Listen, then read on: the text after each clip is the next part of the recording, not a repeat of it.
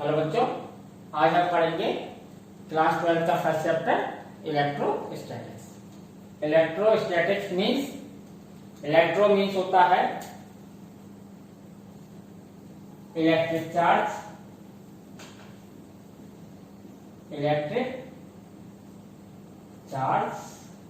and you know that statics means rest, at rest. It means electric charge at rest we will deal in electrostatics. यानी जब तक charge rest पर रहेगा वो हम किस में पढ़ेंगे? इलेक्ट्रोस्टैटिक्स। अपनी एनसीईआरटी के फर्स्ट 2 चैप्टर्स इलेक्ट्रोस्टैटिक्स के पार्ट है। हमारे एनसीईआरटी के फर्स्ट 2 चैप्टर हैं, वो हैं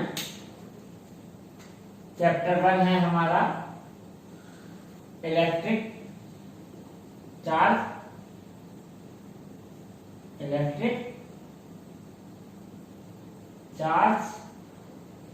एंड फील्ड, और सेकंड चैप्टर है हमारा इलेक्ट्रोस्टैटिक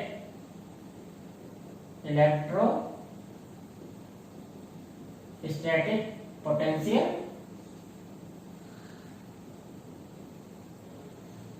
एंड कैपेसिटेंस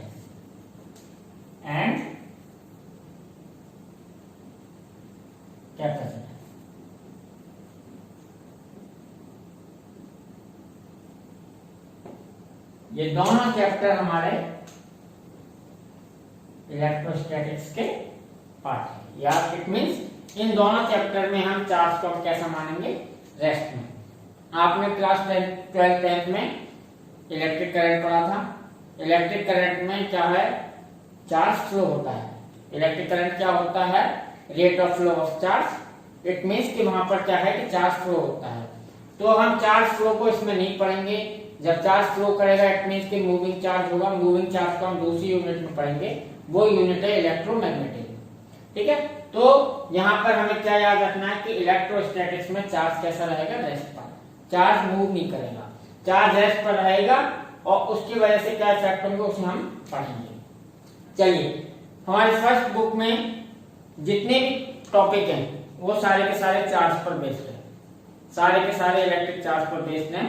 तो सबसे पहले हम अपनी स्टार्टिंग कर रहे हैं कि what is charge. Electric charge से हम स्टार्टिंग करते हैं। आज के टॉपिक में हम पढ़ेंगे कि चार्ज क्या है और बेसिक प्रॉपर्टी ऑफ चार्ज। चलिए देखते हैं। इलेक्ट्रिक चार्ज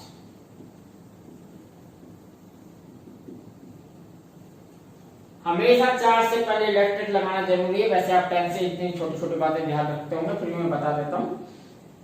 चार्ज तो कुछ भी हो सकता है। चार्ज में से कोई भी मोटिवेटेड या एग्रेसिव थिंग, कि जैसे कोई बंदा गुस्सा हो तो हम कह सकते हैं चार्ज मत होइए। तो चार्ज एक कॉमन वर्ड है, पर अगर इलेक्ट्रिक लग गया इट मींस कि हम कह सकते हैं इलेक्ट्रिक चार्ज की बात हो रही है। तो हमेशा जब भी आप एग्जाम वगैरह में लिखें तो वर्ड के आगे इलेक्ट्रिक लिखना अच्छा रहेगा, और आपको भी पता रहेगा कि हम किस चार्ज की बात कर रहे हैं। चलिए, तो इलेक्ट्रिक चार्ज क्या है? Charge is the property of any material due that it exert force on another charge body.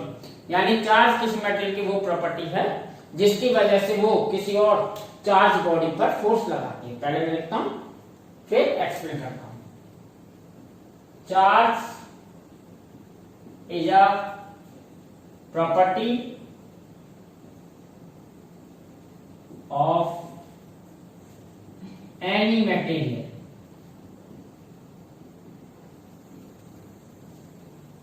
due that it exert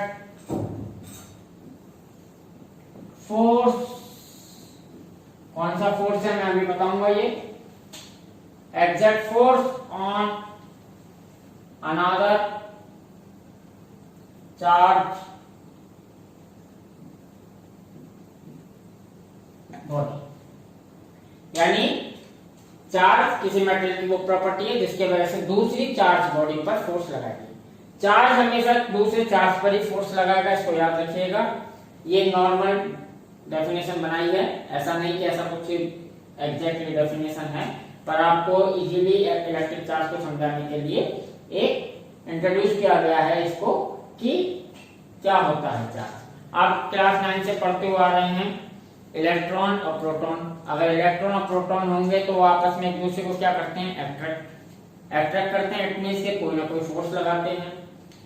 same way में अगर बात करें तो अगर दो इलेक्ट्रॉन हो तो वो क्या करेंगे, एक दूसरे को रिपल करेंगे, रिपल कर रहे हैं, इट मींस के तब भी वो फोर्स लगा रहे हैं। तो इलेक्ट्रॉन प्रोटॉन चार्ज पार्टिकल है, आप 9th क्लास से पढ़ते हुए आ रहे हैं, वो आपस में क्या लगाते हैं, फोर्स। तो आप समझ सकते हैं ये कौन सा फोर्स है, वही फोर्स है कि चार्ज पार्टिकल हमेशा चार्ज पार्टिकल पर ही फोर्स लगाएगा, अनचार्ज पार्टिकल पर फोर्स नहीं लगाएगा। इस बात को याद रखिएगा, चार्ज पर ही फोर्स लगाएगा। इलेक्ट्रोस्टैटिक्स या इलेक्ट्रोमैग्नेटिक में हम इसी फोर्स को पढ़ेंगे। आप लोगों ने क्लास 11th में फिजिकल वर्क फर्स्ट चैप्टर था जिसमें इंट्रोडक्शन दिया था कई फोर्सेस का, उसमें आपने फंडामेंटल फोर्सेस पढ़े थे। हमारे 4 फंडामेंटल फोर्सेस हैं, इनको लिख देता हूं, नोट करने की जरूरत नहीं है। हमारे 4 फंडामेंटल फोर्सेस थे। फर्स्ट था ग्रेविटेशनल फोर्स,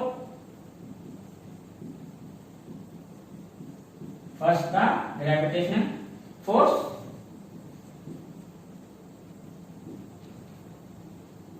सेकंड था इलेक्ट्रोमैग्नेटिक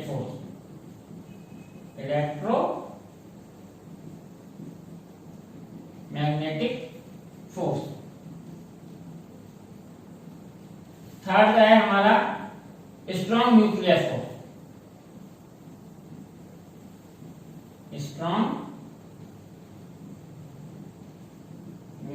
फोर्स, और फोर्थ था वीक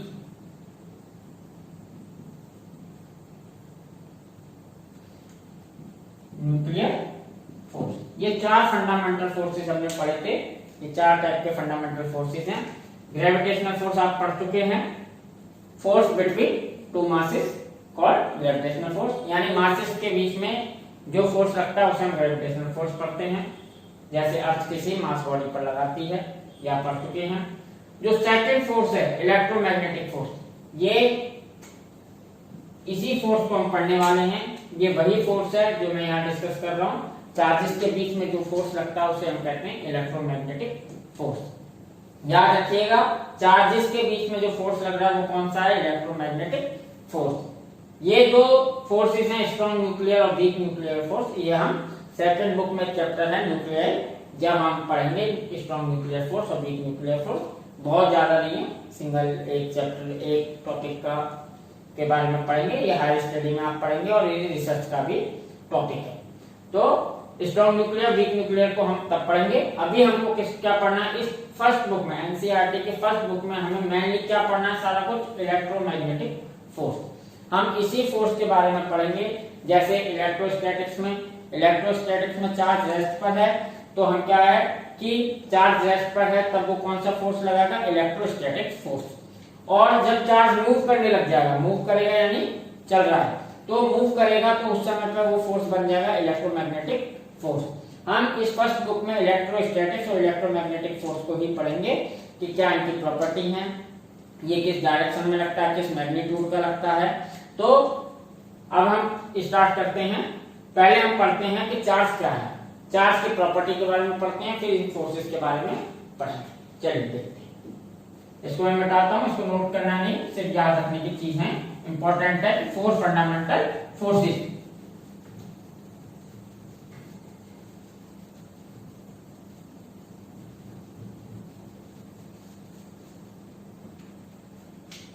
अगर आप चाहें तो यहाँ पर ब्रैकेट में लिखना चाहें तो आप लिख सकते हैं इलेक्ट्रोमैग्नेटिक फोर्स।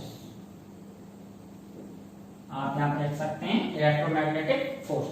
पर क्योंकि मैंने अभी कुछ बताया नहीं इलेक्ट्रोमैग्नेटिक फोर्स के बारे में, इसलिए मैंने सिंपल लिख दिया है कि ये क्या है कि फोर्स लगा है। चलिए सबसे पहले हम पढ़ते हैं types of charge. Types of charges 9th class से आप पढ़ते हुए आ रहे हैं, कोई बड़ी बात नहीं है, पर समझाना है। Charge are 2 types, one is positive charge, one is positive charge, second is negative charge, negative charge. दो टाइप के चार्ज आपको मिलेंगे, एक पॉजिटिव होगा एक नेगेटिव। इलेक्ट्रॉन जैसे है नेगेटिव चार्ज होता है, प्रोटॉन पर क्या होता है पॉजिटिव चार्ज। ठीक है, चलिए basic property of charges, basic properties of charges.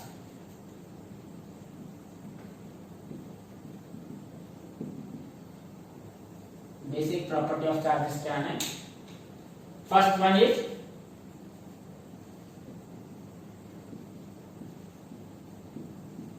attraction and repulsion, attraction and repulsion। आप जानते हैं इलेक्ट्रॉन और प्रोटॉन आपस में क्या करते हैं, अट्रैक्ट करते हैं, और अगर इलेक्ट्रॉन इलेक्ट्रॉन हो या प्रोटॉन प्रोटॉन हो तो एक दूसरे को क्या करेंगे, रिपल। यानी कि मैं ये कह सकता हूं कि लाइट चार्जेस में किस जिनके पोलैरिटी सेम हो, मैं इक्वल वर्ड या यूज नहीं करूंगा। पॉजिटिव चार्ज हो, दोनों पॉजिटिव चार्ज हो तो रिपल करेंगे एक दूसरे को, दोनों पॉजिटिव होंगे तो उनको कहूंगा मैं लाइट चार्जेस, और एक पॉजिटिव हो और एक नेगेटिव हो तो उसको मैं कहूंगा अनलाइट चार्जेस। तो light charges ripple each other and unlit charges attract each other. छोटी सी बात है, जानते हैं, लिख देता हूं। Like charges attract each other and unlike charges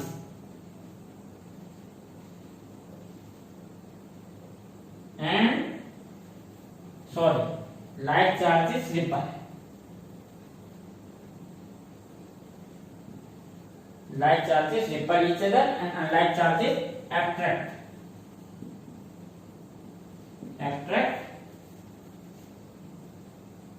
each, यानी सेम क्वालिटी के चार्जेस होंगे, यानी कि दोनों पॉजिटिव पॉजिटिव होंगे तो रिपल करेंगे, या दोनों नेगेटिव नेगेटिव होंगे तो रिपल करेंगे।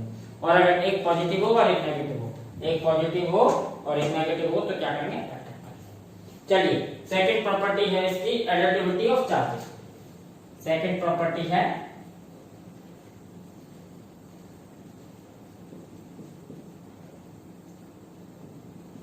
Additivity of charge. Additivity of charges का मतलब है कि चार्ज को किस प्रकार से ऐड किया जा सकता है। यानी अगर कोई सिस्टम दे रखा हो जिसमें कई सारे चार्जेस हो, हैं, ये सिस्टम कंटेन मैनी चार्जेस, तो उनको किस तरीके से ऐड किया जा सकता है। यानी उस सिस्टम का अगर टोटल चार्ज पूछा जाए या नेट चार्ज पूछा जाए तो उसको कैसे ऐड करेंगे। तो मैं सबसे पहले इसको आपको स्टार्टिंग बता देता हूं, क्योंकि अभी हम स्टार्ट कर रहे हैं कि हम क्लास 12 में दो ही तरीके की फिजिकल क्वांटिटी पढ़ेंगे, स्केलर और वेक्टर। टेंसर क्वांटिटी के बारे में हम नहीं पढ़ेंगे, इसलिए उस पर ध्यान नहीं देते हैं। हम दो तरीके की फिजिकल क्वांटिटी पढ़ेंगे, स्केलर और वेक्टर। ठीक है, तो जब भी स्केलर क्वांटिटी होगी, स्केलर क्वांटिटी इट मींस कि उसमें से मैग्नीट्यूड होगा, डायरेक्शन नहीं होगी। तो जब भी स्केलर क्वांटिटी होगी, कोई भी स्केलर क्वांटिटी हो, जैसे चार्ज क्या है, एक स्केलर क्वांटिटी, अभी मैं लिख देता हूं, मैंने लिखा नहीं। तो जब भी स्केलर कोई क्वांटिटी होगी तो सिंपल उनका अलजेब्रिकल सम कर देंगे। कोई भी फिजिकल क्वांटिटी हो, बस वो स्केलर होनी चाहिए। स्केलर हुई तो उसको हम सिंपल क्या करेंगे, सिंपल अलजेब्रिकल सम, यानी जैसे हम करते चले आ रहे हैं बचपन से, हैं, अलजेब्रिक सम। और अगर वेक्टर क्वांटिटी है, अगर वेक्टर क्वांटिटी है तो हम वेक्टर सम करेंगे। वेक्टर सम आपने 11th क्लास में पढ़ चुके हैं, पैरेललोग्राम ऑफ वेक्टर एडिशन, उससे। तो अभी वेक्टर नहीं है तो हम उसके बारे में बात नहीं करते, बाद में बात करने का फोर्स आएगा। अभी हम बात करते हैं कि चार्ज क्या है। मैं यहाँ ऊपर लिख देता हूं, यहाँ पर charge is a scalar, scalar physical quantity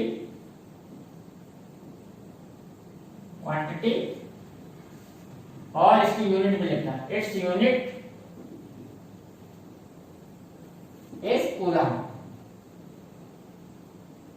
इसकी यूनिट क्या होती है? कूलम। सी से उसे नोट रखनी है। आता है आपको सब एडिटिव की ओर charge.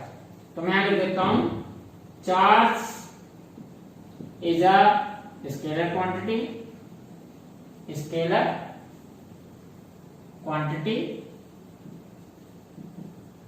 therefore simple algebraically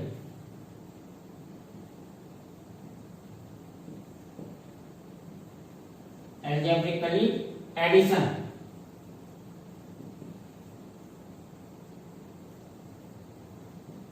simple algebraically addition of all the charges gives the total के साथ हम एक और वर्ड यूज कर सकते हैं, नेट। ये अच्छा वर्ड है, नेट वर्ड यूज रखिएगा कि नेट। तो टोटल या नेट चार्ज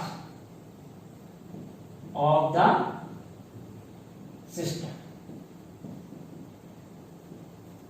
यानी कि चार्ज एक स्केलर क्वांटिटी है, इट मीन सिंपल को क्या कर देंगे? एल्जेब्रिकल सम कर देंगे। किसी सारे चार्जेस का एल्जेब्रिकल सम हमें क्या दे देगा? उस सिस्टम का टोटल चार्ज। चलिए एक एग्जांपल देखते हैं, समझा देता हूं इसको क्या है एल्जेब्रिकल सम।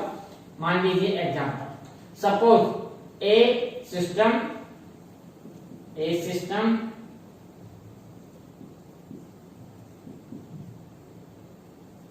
containing following charges,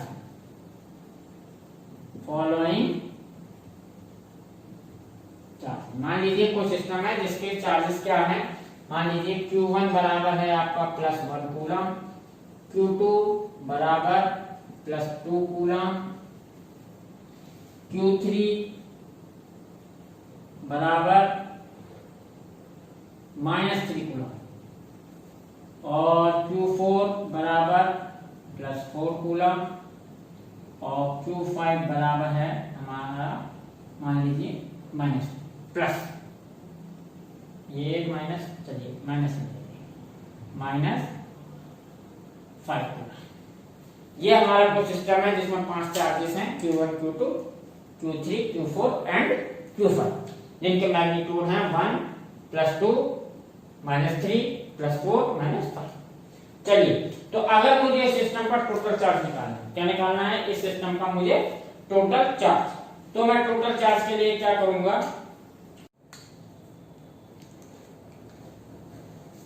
चलिए, यदि हमें इस सिस्टम का टोटल चार्ज निकालना है, इस सिस्टम का हमें टोटल चार्ज निकालना है, तो टोटल या नेट चार्ज, इसको कैपिटल Q से डिनोट कर देता हूं। तो मैं क्या करेंगे हम? Q1 + Q2 + Q3 + Q4 + Q5। हमारा Q1 है +1 coulomb, Q2 +2 coulomb, Q3 -3 coulomb, Q4 +4 coulomb और Q5 -5 कूलम। इसमें अगर इन सबको ऐड करते हैं तो ये आएगा हमारा 1347 +7 ±8 बराबर 1 कूलम। यानी कि हमारे इस सिस्टम का नेट चार्ज कितना आ गया? -1 कूलम।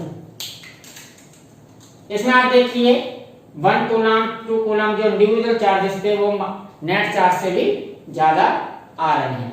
इसमें प्लस माइनस ऐड को कंसीडर जरूर करेंगे चार्जेस में, क्योंकि चार्ज क्या है? 2 टाइप्स, इसलिए चार्जेस में प्लस और माइनस को कंसीडर करेंगे। प्लस और माइनस एक दूसरे को क्या करते हैं, न्यूट्रलाइज। इस वजह से इस बॉडी का नेट चार्ज क्या है, इंडिविजुअल चार्जेस से भी कम आ रहा है। ठीक है, तो नेट चार्जेस हम क्या करते हैं, सिंपल अलजेब्रिकल सम। अगर मान लीजिए कोई और स्केलर क्वांटिटी होती, जैसे कि मास, अगर कोई और स्केलर क्वांटिटी होती मास, ये रूल हमेशा फॉलो होगा किसी भी स्केलर क्वांटिटी के लिए। तो अगर मान लीजिए ये Q1 की जगह M1 मास होता 1 kg, M2 मास होता 2 kg, M3 मास होता 3 kg, या M4 मास होता 4 kg, M5 मास होता 5 kg। मास नेगेटिव नहीं होता, ये आप जानते हैं। मास हमेशा क्या हो सकता है, पॉजिटिव, तो उसमें नेगेटिव तो कुछ होता ही नहीं मास में।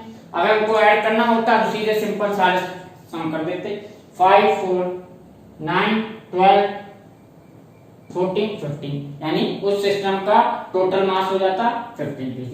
पर यहाँ पर चार्ज दो टाइप्स हैं, पॉजिटिव और नेगेटिव, इसलिए प्लस माइनस कंसीडर करेंगे। इस बात को याद रखिएगा।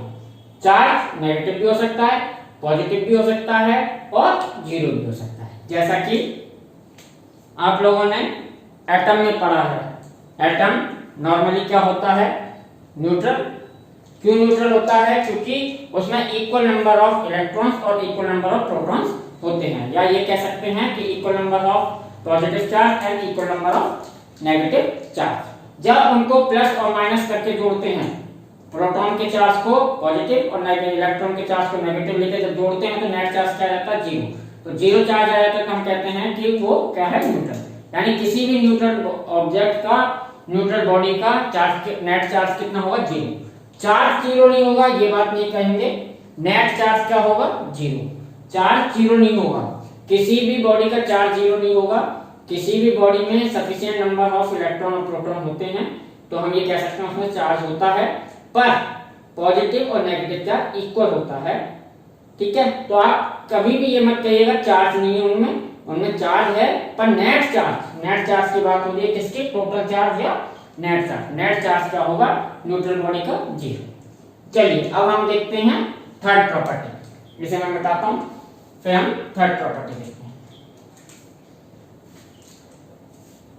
थर्ड प्रॉपर्टी है हमारी conservation of charge.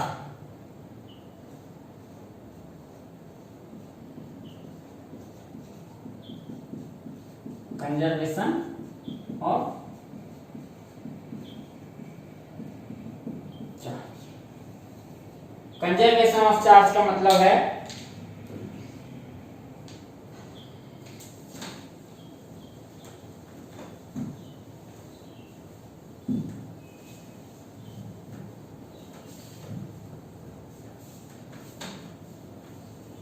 Conservation of charge का मतलब है charge is conserve of an isolated system. Third property हम पढ़ रहे हैं चार्जेस की, कंजर्वेशन ऑफ चार्ज। यानी किसी आइसोलेटेड सिस्टम का चार्ज हमेशा क्या रहेगा, कंजर्व। अगर किसी बॉडी के ऊपर कोई चार्ज है, मान लीजिए किसी बॉडी के ऊपर 5 कूलम चार्ज है, तो उसे अगर वो आइसोलेट है, आइसोलेट मींस कि किसी और सिस्टम से कनेक्ट नहीं है, तो क्या होगा, उसका चार्ज 5 कूलम ही रहेगा। चाहे उसे आज देखिए, 1 साल बाद देखिए या 100 साल बाद देखिए, चार्ज कहीं भी जाएगा नहीं, ना ही उसके ऊपर कहीं से चार्ज आएगा। चार्ज हमेशा क्या रहेगा, कंजर्व। जैसा आपने पहले में लिखता हूं, फिर इसे एक्सप्लेन करता हूं। Total charge of an isolated system always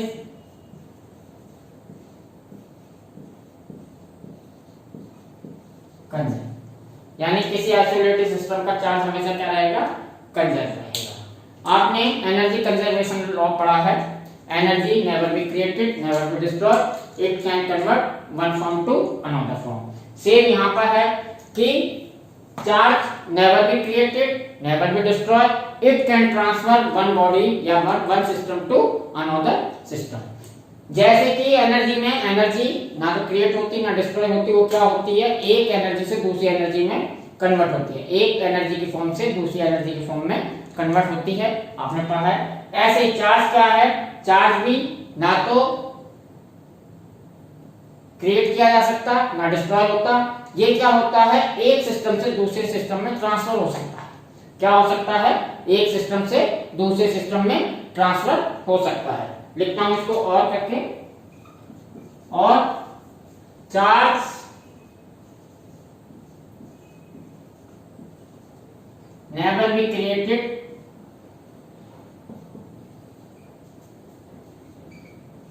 nor be destroyed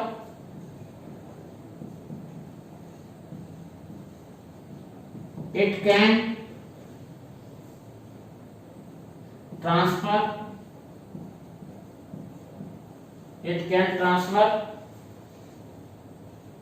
one system to other system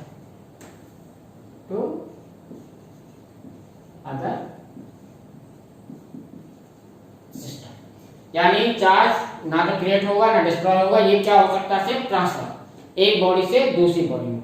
इस वाले केस में, ऊपर वाले में अगर चार्ज क्या है, आइसोलेट, यहां हम बात कर रहे हैं आइसोलेटेड, इट मींस कि वो किसी और बॉडी पर कनेक्ट नहीं है, इट मींस यहां ट्रांसफर भी नहीं हो सकता।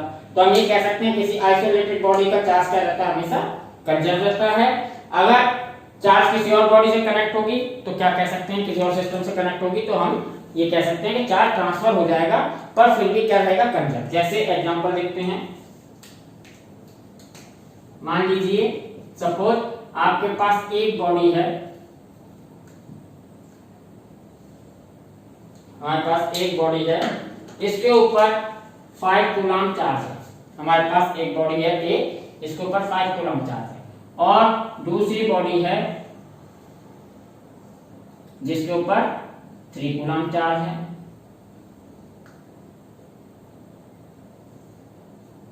ये दोनों बॉडी क्या है, आइसोलेट, ये दोनों आपस में कनेक्ट नहीं है, क्या है, isolate.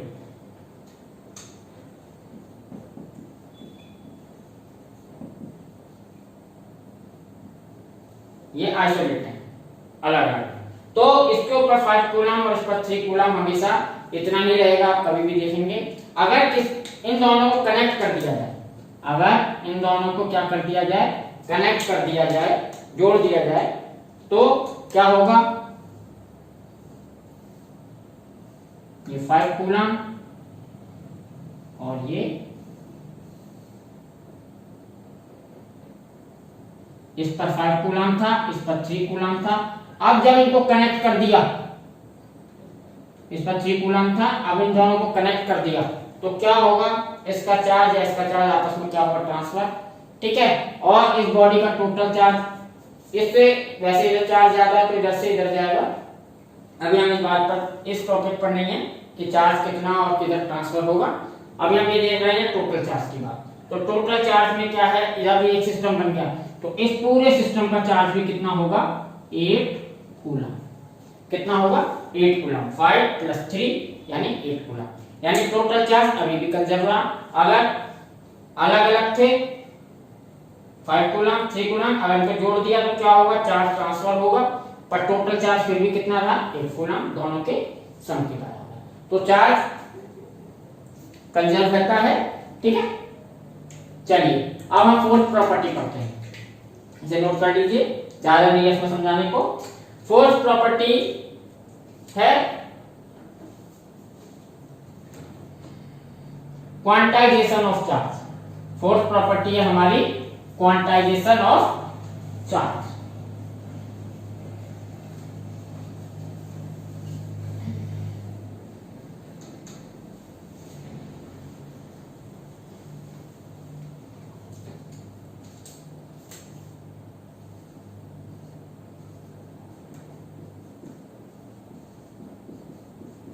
Quantization of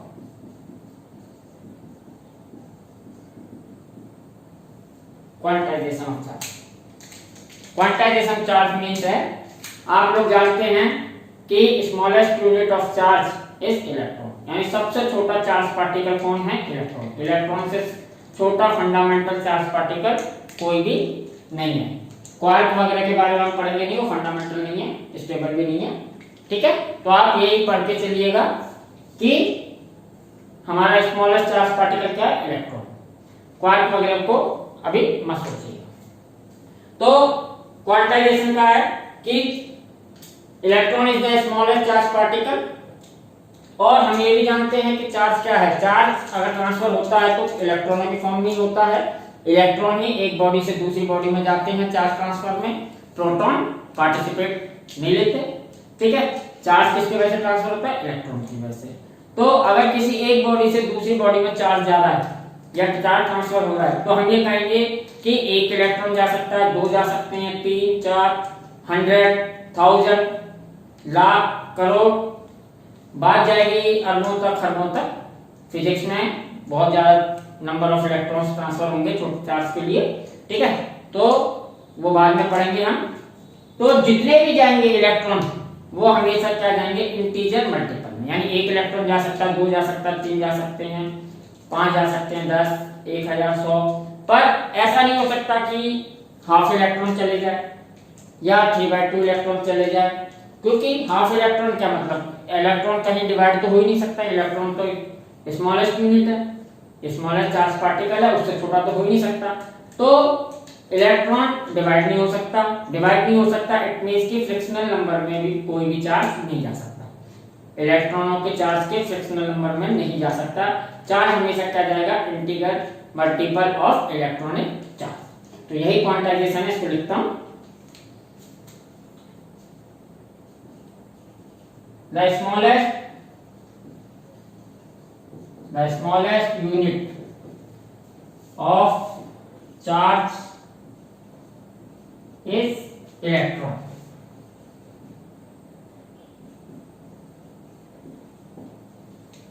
Smallest unit क्या है, electron. Therefore charge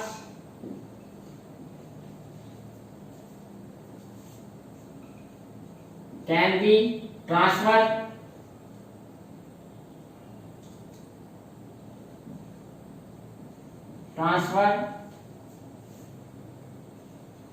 one body to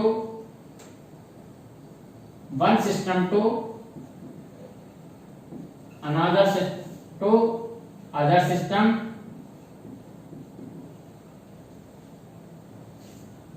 always integer multiple of electronic charge। Electronic charge कितना होता है, इलेक्ट्रॉनिक चार्ज होता है E = 1.6 × 10⁻⁻19 कूलम। यानी चार्ज, इलेक्ट्रॉन सबसे छोटा चार्ज पार्टिकल है, तो एक बॉडी से दूसरी बॉडी में चार्ज ट्रांसफर होगा वो हमेशा क्या होगा, इंटीजर मल्टीपल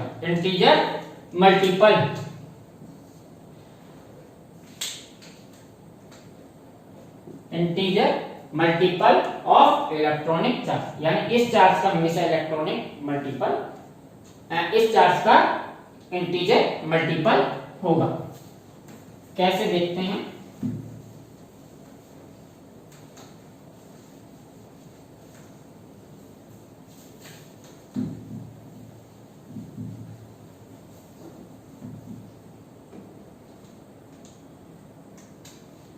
यानी टोटल या नेट चार्ज Q बराबर क्या होगा, NE। टोटल चार्ज किसी सिस्टम का क्या होगा, Q = NE। यहाँ पर E क्या है, इलेक्ट्रॉनिक चार्ज, और N क्या है, कोई भी इंटीजर मल्टीपल। वेयर N बराबर 1, 2, 3, 4 और एनी n इंटीजर। यहां लिख सकता हूं n बराबर क्या है, कोई भी इंटीजर नहीं। इस फॉर्मूले में Q क्या है, टोटल चार्ज किसी बॉडी का, E इलेक्ट्रॉनिक चार्ज, E बराबर क्या है 1.6 इंटू 10⁻⁻19 कूलम। चलिए इसमें एक चीज और है कि सपोज ये ए बॉडी है और ये सपोज कोई बी बॉडी। अब यहां से कुछ चार्ज इधर जा रहा है तो क्या होगा, यहां से एक इलेक्ट्रॉन जा सकता है, 2 जा सकते हैं, 3 जा सकते हैं, 4 जा सकते हैं, 5 जा सकते हैं, 6 जा सकते हैं। ठीक है, अगर मैं ये कहूं कि यहां से 1 2 3 4 5 6 यानी इस पर 5e इलेक्ट्रॉन चार्ज आ गया माइनस। अगर यहां से कितने के इलेक्ट्रॉन चले गए 2 4 6, इनिशियली मान लीजिए ये न्यूट्रल है तो इस पर कितना चार्ज आ गया -5e। अगर मैं कहूं कि इस पर 2.5 चार्ज चाहिए, 2.5e चार्ज, तो एक इलेक्ट्रॉन, 2 इलेक्ट्रॉन और 1 इलेक्ट्रॉन मैं कहूं कि हाफ चला जाए, तो ये पॉसिबल नहीं है, ये पॉसिबल नहीं है। इलेक्ट्रॉन कभी भी हाफ नहीं जाता या फ्रैक्शनल नंबर में नहीं जा रहा। इलेक्ट्रॉन 1 जा सकते हैं, 2 3 4 कोई भी इंटीजर मल्टीपल। ठीक है, दूसरी बात इसमें अगर इस बॉडी से ये भी मान लीजिए इनिशियली क्या थी, इनिशियली न्यूट्रल थी, इनिशियल क्या थी ये न्यूट्रल, इनिशियल न्यूट्रल, दोनों बॉडी इनिशियल न्यूट्रल थी। तो अगर इसमें से 5 इलेक्ट्रॉन चले गए, इसमें इससे 5 इलेक्ट्रॉन किस पर चलेगा, इस पर, तो इस पर आ गया -5e चार्ज, और इस पर 5 इलेक्ट्रॉन कम होगा तो हम ये क्या लिखते हैं, इस पर 5 + 5e चार्ज आ गया। तो जब भी किसी ऑब्जेक्ट, किसी भी सिस्टम की बात आएगी टोटल चार्ज की, तो वो प्लस भी हो सकता है और माइनस भी हो सकता है। क्या हो सकता है, प्लस भी हो सकता है, माइनस। तो हम इस फॉर्मूले में यहाँ पर या तो प्लस माइनस यहाँ लगा सकते हैं, क्योंकि चार्ज क्या है, प्लस और माइनस दोनों हो सकते हैं। अगर इलेक्ट्रॉन किसी बॉडी पर गए हैं तो माइनस चार्ज आएगा, माइनस, और अगर जिस बॉडी से इलेक्ट्रॉन गए हैं उस पर क्या आएगा, प्लस चार्ज। तो ये प्लस माइनस होता है। हम अगर इस प्लस माइनस को यहाँ ना लगाएं, अगर प्लस माइनस को इस यहाँ ना लगाएं, तो हम क्या कर सकते हैं, यहाँ भी लगा सकते हैं।